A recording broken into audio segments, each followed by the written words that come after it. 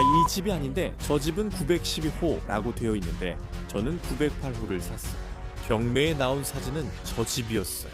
제가 산 건 그냥 땅인 것 같아요. 그냥 땅만 산 것 같고 그게 다인 것 같아요. 이 영상은 여기저기 조금씩 건너뛸 거예요. 오늘이 이 부동산 산지 9개월째 되는 날이거든요. 이제 내가 뭘 샀는지 설명해줄게. 나는 세금 증서가 붙은 부동산을 샀어. 만약 제가 오랫동안 재산세를 내지 않으면, 충분히 오랜 기간 동안 내지 않으면 결국 그 부동산은 카운티가 흡수하게 되죠. 그들은 그 부동산을 인수하게 돼요. 그런데 카운티는 부동산 시장에 있는 게 아니기 때문에 그 부동산을 경매에 내놓아서 팔려고 하죠. 그래서 그 부동산이 경매에 올라가게 되는 거예요. 그래서 저는 곧 보여줄 텐데 세금 증서 경매로 부동산을 샀어요. 이제 명확한 소유권이 아니라 조용한 소유권을 받게 돼요. 즉, 누군가 이 땅에 연락받았지만 나타나지 않았다는 뜻이죠. 그래서 다음 클립에서 이 전체 부지에 입찰을 하게 될 거예요. 이제 곧 설명해 줄게요.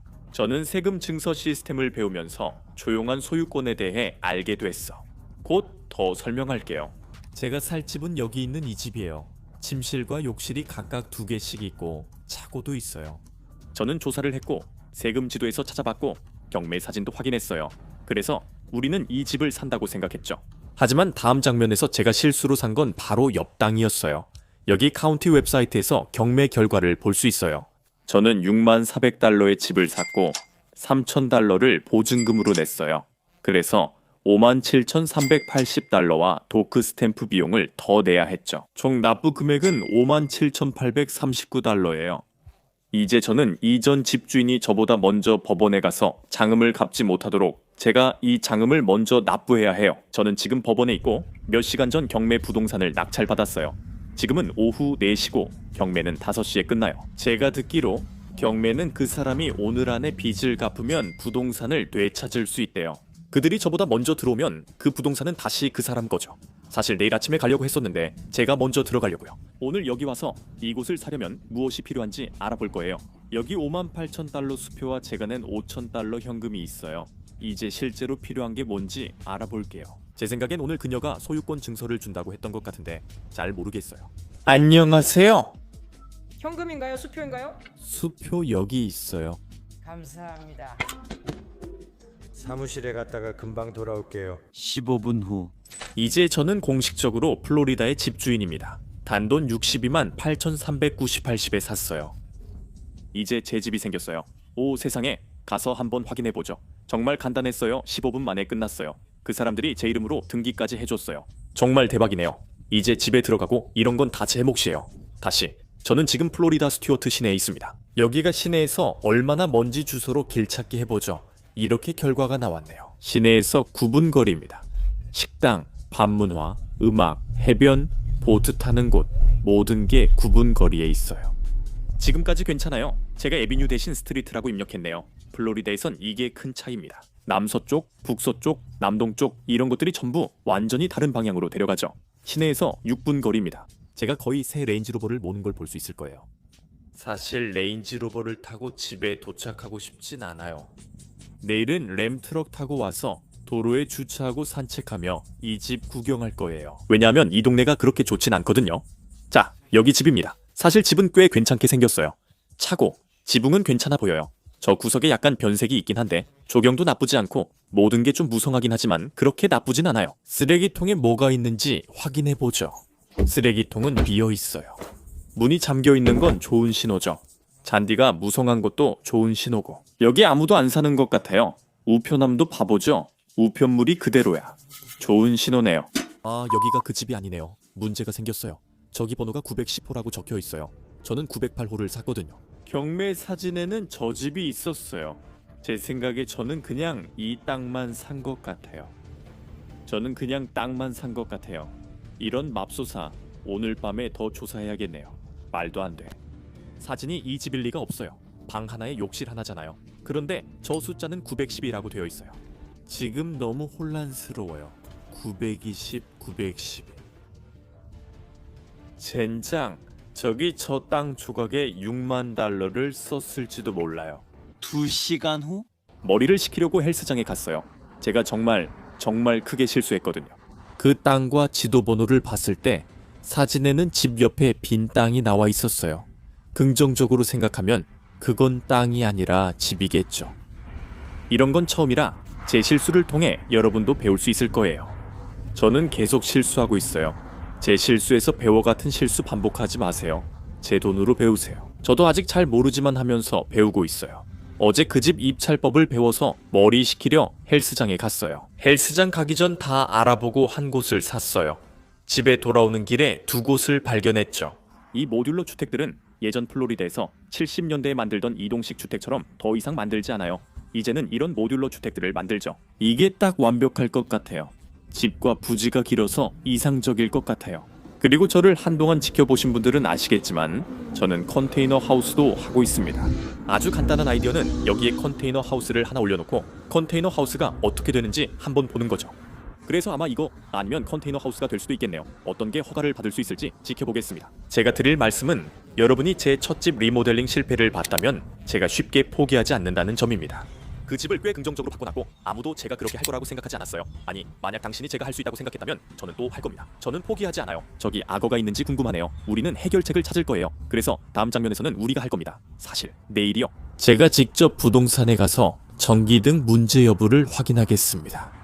뉴햄프셔의 건축업자인 친구가 있어 더 큰 것에 대해 추천받아 볼게요. 해결책을 찾을 겁니다. 긍정적으로 생각하려 노력 중이에요. 지금은 기운이 없지만 다음 날이 되어 진정됐고 많은 조사를 했어요. 어젯밤에는 기분이 좀 나아졌어요.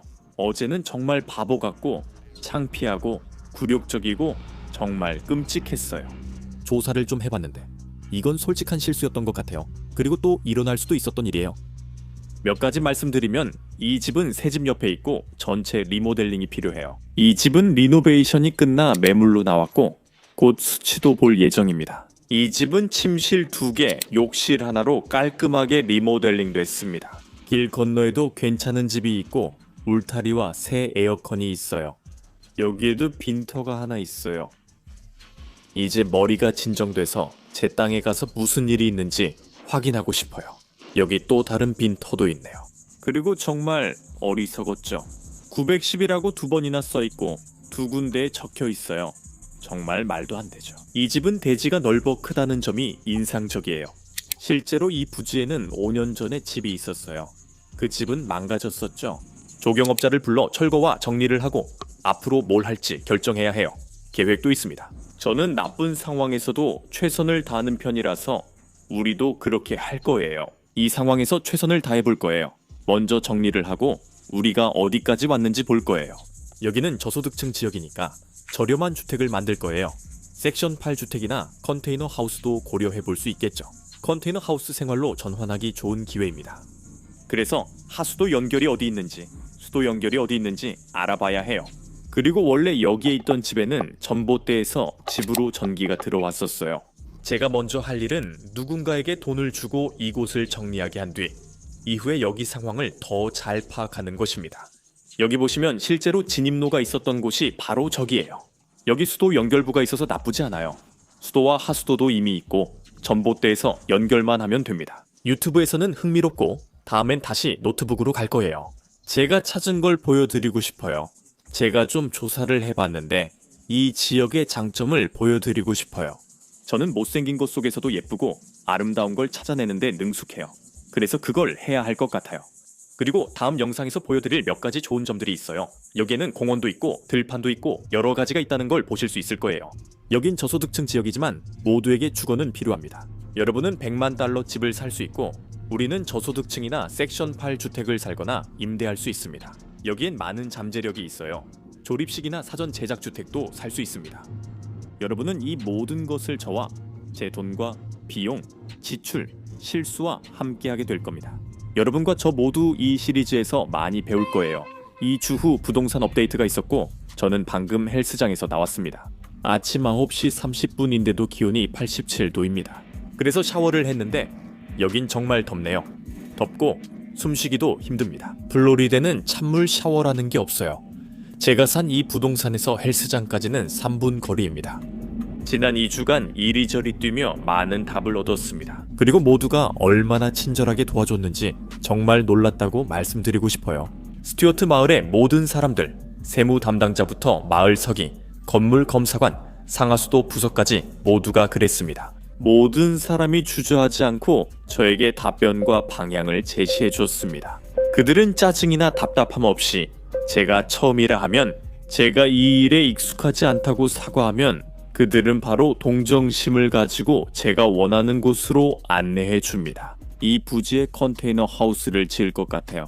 건축 검사관을 만나러 갔더니 직원이 30페이지 규정과 법규를 출력해주고 해당 부분을 형광펜으로 표시해줬습니다. 그 직원이 사무실 뒤에서 15분 정도 걸렸는데 저는 그녀가 저를 잊어버린 줄 알았어요. 그녀가 두꺼운 서류를 들고 와 읽을 부분을 형광펜으로 표시해줬어요. 정말 믿기지 않았습니다. 지금까지도 다 그랬던 것 같아요. 제가 말을 돌리고 있네요. 저는 스튜어트 마을에 감사드립니다. 정말 놀라웠어요. 지금 우리는 수도와 하수도 부서가 우리를 만나서 수도 연결 위치를 알려줄 부지로 가는 중입니다. 그리고 만약에 제가 그라인더를 가지고 있다면 그게 하수구로 들어가기 전에 모든 것을 갈아주는 것 같아요. 그래서 지금 그걸 확인해 볼 겁니다. 지금 저는 철로를 건너고 있는데 일부 구역은 상태가 거칠지만 이 부분을 보여드리고 싶어요. 바로 여기에서 모든 포장석과 멋진 조경을 볼 수 있습니다. 저기 교회가 있고 저 집도 나쁘지 않게 생겼어요. 그리고 몇몇 집들이 있고 여기에는 새드 공육을 타고 있는 남자도 있습니다. 이 동네엔 집과 동네에 자부심 있는 사람들이 있습니다. 여기에는 신경 쓰는 사람들이 있어서 어떤 구역은 꽤 보기 좋게 되어 있습니다. 아마도 헐값에 팔리는 빈터들이 있는데 저는 그중 하나를 62,000달러에 샀어요. 정말 바보 같았죠. 하지만 여기까지 왔네요. 방금 수도와 하수도 공사가 끝났습니다. 그분들은 잠깐 계셨지만 큰 도움이 됐어요. 아담과 브루스, 고마워요. 여기가 수도 연결부인데 계량기가 없어요. 설치하려면 비용이 들고 듀플렉스 시 두 번째 계량기를 저기에 설치해야 해요. 비용만 내면 계량기 설치로 바로 연결 가능합니다. 그리고 여기까지 도로에서 하수도 연결이 되어 있고 이게 바로 이 부지예요. 제가 전부 정리했어요. 풀도 깎고 다 다듬었죠. 그래서 폭은 43.5피트이고 컨테이너 하우스는 40피트입니다. 그래서 이격거리를 찾아봐야 돼요. 만약 이격거리가 1피트라면 괜찮을 것 같아요. 그렇지 않으면 컨테이너가 이곳에 들어가기엔 너무 넓을 거예요. 이 방향으로 놓지 않으면 폭 방향으로 못 놓을 것 같아요. 이쪽을 바라보게 두고 진입로만 연결하면 되는데 가능할지 모르겠어요. 그래도 지금은 부지가 꽤 정리돼서 좋아 보여요. 할 수 있는 일이 있어요. 저는 이 부지에 63,000달러를 투자했습니다.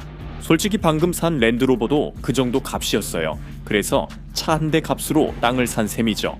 저는 어제 여기에서 자전거를 타고 시청이 있는 도심과 강가까지 갔어요. 멋진 레스토랑들이 자전거로 5분 거리에 있어요. 이 위치는 정말 대단하고 믿을 수 없어요. 저 집에는 바보들이 있을 거예요. 제가 정말 멍청하네요. 여기서 걸어서 갈 수 있는 거리에 마이애미에서 올랜도까지 가는 고속철도역을 짓고 있어요. 앞으로 몇 년, 다음 2년 안에 모든 승인이 이미 끝났으니까 이 지역의 가치는 오를 거예요. 결국 땅을 산 건 바보 같았어요. 모든 경매 주택이 명확한 소유권을 가진 건 아니에요. 부동산 중개인에게서 사면 소유권이 확실하지만 경매 주택은 아닐 수 있어요. 왜냐하면 그들은 소유권 조사를 하고 변호사들이 집 전체를 확인하거든요. 그래서 그 집을 살 때는 명확한 소유권과 함께 집을 사는 거예요. 경매에서 무언가를 구입할 때는 당신이 모르는 시공업자들로부터 집에 유치권이 걸려 있을 수도 있어요. 그래서 직접 소유권 조사를 해서 그 내역을 확인해야 합니다. 세금 증서로 집을 사면 명확한 소유권이 바로 주어지지 않습니다. 명확한 소유권 신청은 직접 할 수 없습니다. 조용한 소유권 소송을 하려면 부동산 변호사를 고용해야 하며 변호사가 이전 소유자에게 연락합니다. 아무도 나타나지 않으면 당신에게 완전한 소유권이 주어집니다. 그렇지 않으면 누군가 나타날 때까지 4년을 기다려야 합니다. 그리고 만약 그들이 나타나서 그게 자기 것이라고 주장하면 그들은 당신이 지불한 금액을 당신에게 돌려줘야 하고 그들은 자신의 재산을 돌려받게 됩니다. 우리는 경매 후 소유권 확인 소송을 제기하고 싶습니다. 알겠습니다. 이 부동산은 몇 주가 지났습니다. 저에겐 3가지 선택지가 있고 첫 번째는 가장 쉬운 컨테이너 하우스 짓기입니다. 이미 시청에 다녀왔고 승인을 받았습니다. 두 번째로는 듀플렉스 주택을 지을 수 있습니다. 하지만 현재 그 마을은 일시 중지 상태입니다. 이런 부지에는 허가를 내주지 않고 있습니다. 우리가 재구조화 구역에 있기 때문인데 이 구역을 재건하려고 해서 듀플렉스 주택은 허용하지 않고 있습니다. 이 부지에 무엇을 짓고 싶은지 보여드리고 싶습니다. 여기 소년 소녀 클럽, 공원, 중학교가 모두 가까워 도보로 이동할 수 있습니다. 이제 말씀드리자면 저는 어떤 지역을 깎아내리고 싶지 않습니다. 모든 사람에겐 주거와 삶의 방법이 필요하지만 이곳은 부유하지 않습니다. 하지만 우리 집 끝에는 주택관리국이 있습니다. 이 전체 지역은 섹션 8 주택 자격이 되는데 이는 정부 지원을 의미합니다. 그래서 정부가 집 임대료의 60, 70%까지 지불해줍니다. 지금 이 지역에서 방 3개짜리 집의 임대료는 1,800달러입니다. 이 집을 듀플렉스로 바꿔 방 3개짜리 2채로 만들면 월 임대료가 3,600달러입니다. 이제 정부가 각 유닛마다 그 금액의 70%를 지불해주는데 그러면 정부가 한 달에 2,520달러를 내주는 셈입니다. 그리고 2명의 세입자에게 나누면 한 명당 40달러씩이 됩니다. 3개 침실과 2 욕실이 있는 집에 살 수 있다니 정말 대단하죠.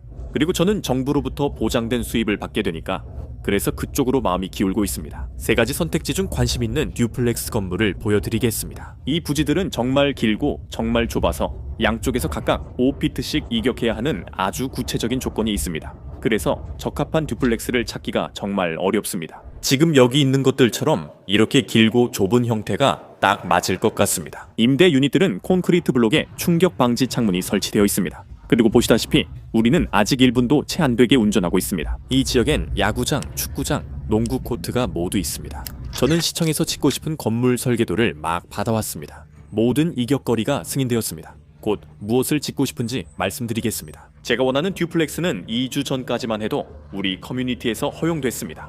설명해 드릴게요. 마을에서 그 지역을 재구조화와 재개발 중입니다. 그들은 단독주택만 허용하고 있습니다.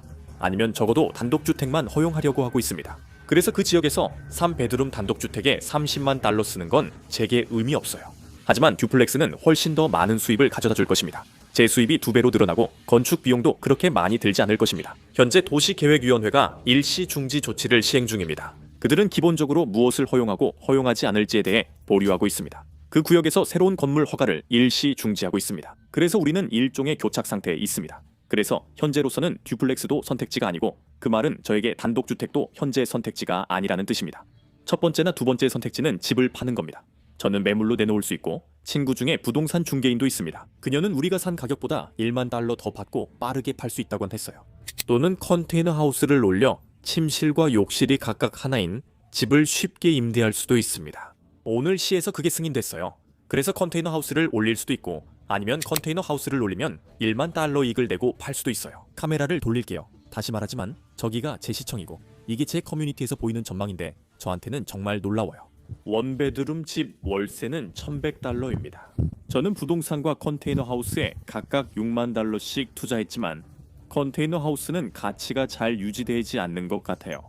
허가, 건축, 정화조, 하수도 등 비용이 많고 컨테이너 하우스엔 할 일이 정말 많아요. 그래서 매물로 내놓고 얼마나 받을지 보려 해요. 어떻게 될지 모르지만 알아볼 거예요. 이 동네가 정말 좋아요. 몇 달이 지나 머리 모양, 탄 피부랑 민소매 차림 양해 부탁드려요. 방금 배에서 내렸어요. 배를 타고 시청까지 갔다 왔거든요. 알고 보니 유예 기간이 끝나 다시 건축 허가가 나더라고요. 지난 몇 달간 제가 한 일을 보여드릴게요. 부동산 중개인 친구가 매물을 올렸고 산 가격보다 1만 달러 비싸게 제안받아 놀랐어요. 부동산 중개 수수료와 마감 비용을 제하고 나면 약 5천 달러 정도 남아요. 큰 돈은 아니지만 그래도 손해가 아니라 순이익이죠. 세금을 내고 나면 약 2,500달러가 남아요. 그 집은 저와 같은 일을 하려던 투자자에게 넘어갔어요. 당신이 듀플렉스를 세우고 섹션 8 임대를 해서 임대 유예가 끝난 뒤 그 안건이 부결됐고 주 정부에서 허락하지 않았어요. 구조 변경 허가는 허용되고 있어서 그 부지에 다시 듀플렉스를 지을 수 있습니다. 그게 바로 우리가 그 부지에서 하려고 하는 일이에요. 지금요? 6만 달러 첫 부동산 다 있고 이것 보세요.